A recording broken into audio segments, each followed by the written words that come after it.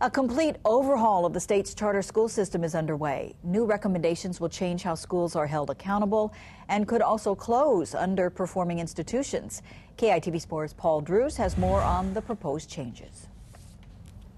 The motto at Hakipu'u Learning Center is Makahana Ka'iki, the knowing is from the doing. So students are encouraged to not just read about educational topics, but experience them.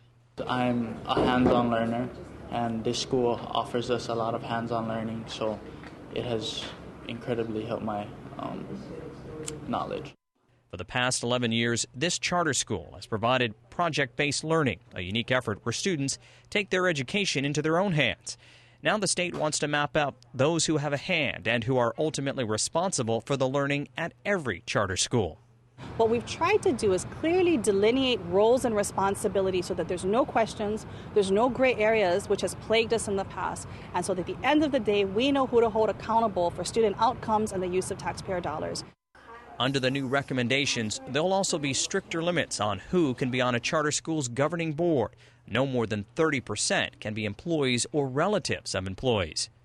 This small charter school already has more reporting requirements than public schools, and there's concern under the new recommendations that could increase even more. There's a lot of unknowns, so it's going to be more stressful and probably more work as we kind of transition from one organizational structure to yet to be fully defined another. Do you notice a difference now? In the future, charter school success will also be measured by how well students are learning, and those that fail could be shut down. We're going to make sure that strong charter schools thrive. Those that are challenged have the help that they need from their authorizer. But at the end of the day, if you're not able to make it at a charter school, you will see closures as well. Now, these initial recommendations will be turned into a final report in January, so legislation can be crafted to overhaul charter school laws, and those changes will then be phased in over the next year and a half. Paula?